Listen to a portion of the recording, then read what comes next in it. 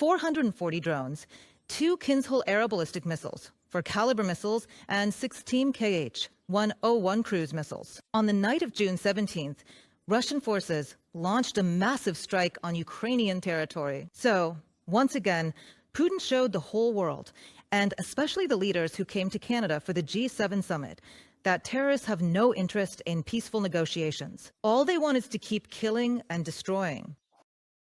Just in Kyiv alone, 175 drones, 14 missiles, and at least 2 ballistic missiles were launched. The drones attacked the capital from different directions, including along the Dnieper River, creating a thread across the entire city. Debris from the missiles fell in various parts of Kyiv, damaging hundreds of residential buildings, stores, and cars. In one of the city's districts, the entrance of a 9-story apartment building completely collapsed. A missile went through every floor, all the way down to the basement.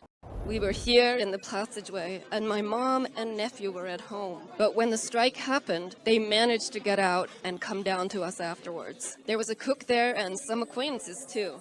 They're gone. They all died. So that's confirmed already? Yes, that's confirmed. She's not answering her phone. She was either on the 2nd or 3rd floor. She worked as a cook at Vostok. She died along with my nephew, and he was a displaced person either from Donetsk or Dnipro.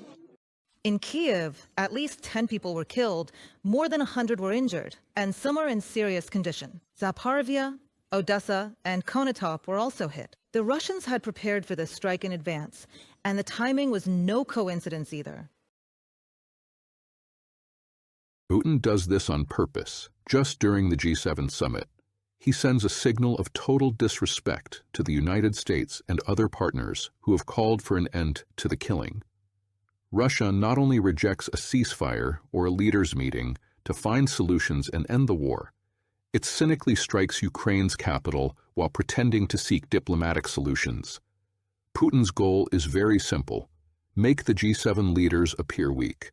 Only strong steps and real pressure on Moscow can prove him wrong. Andriy Sybiha, Minister of Foreign Affairs of Ukraine, on social network X.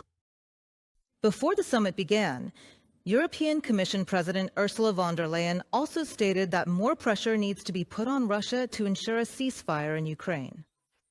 She called on the G7 countries to strengthen sanctions to achieve this goal.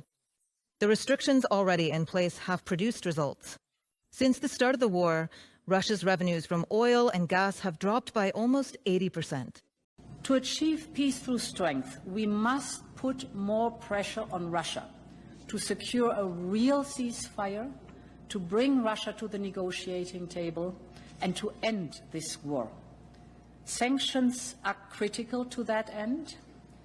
As a result of the G7 and EU sanctions combined, for example, Russian oil and gas revenues have fallen by almost 80% since the beginning of the war.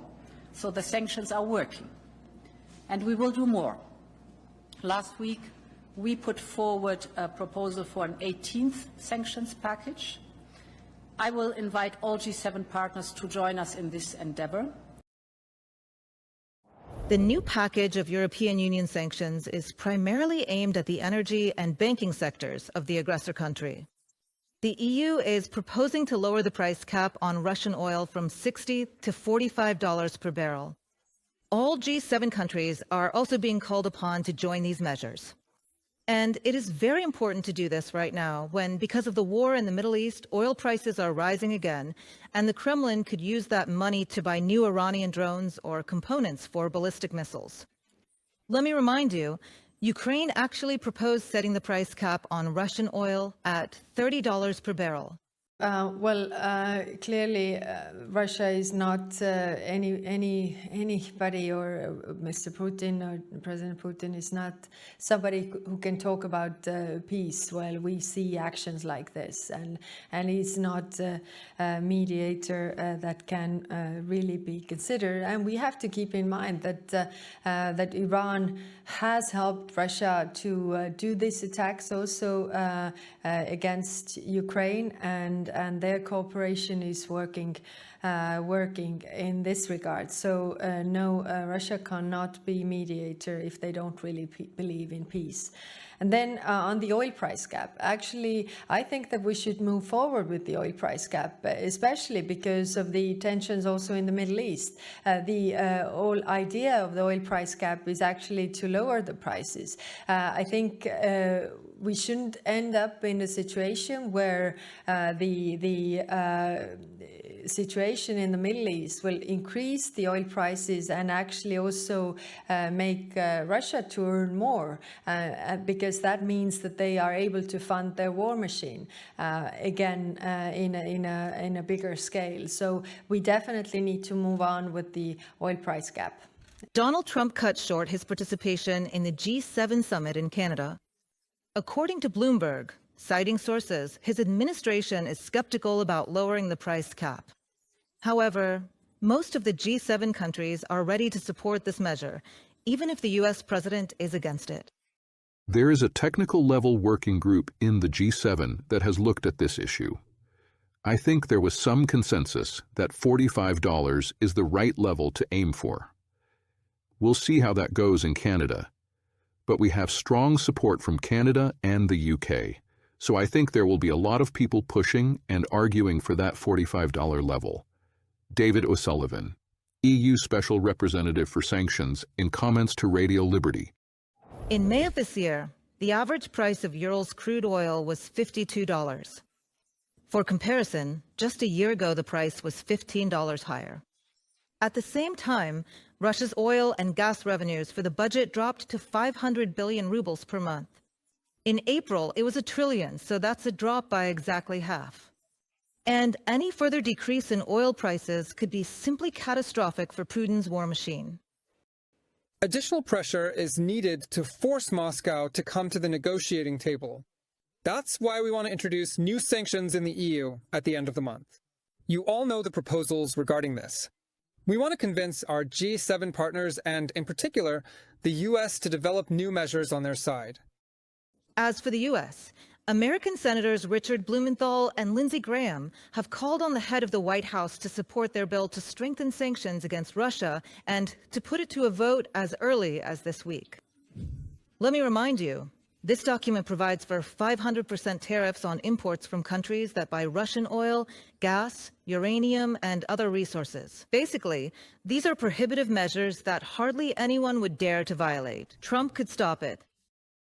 Trump could stop it, but for that to happen, Putin would have to be losing money. Only then will he be unable to expand his army, his military sector, and he'll start having internal problems. To achieve this, sanctions need to be imposed, including on the banking sector, the shadow fleet, and oil prices. It's especially important to limit the price caps, because oil is their main source of income. Economists emphasize that it's not enough just to lower the price cap on Russian oil. It's also necessary to strengthen enforcement of its rule. Tracking the movements of Putin's shadow fleet is becoming increasingly difficult. The ships either don't report their location data or they send out false signals. That's why it's necessary to carefully monitor all shipping reports, including by using satellite images. This is a very labor-intensive process. Enforcing the price cap. In other words, you have to reach every tanker, every trader, ship owner, and insurance company.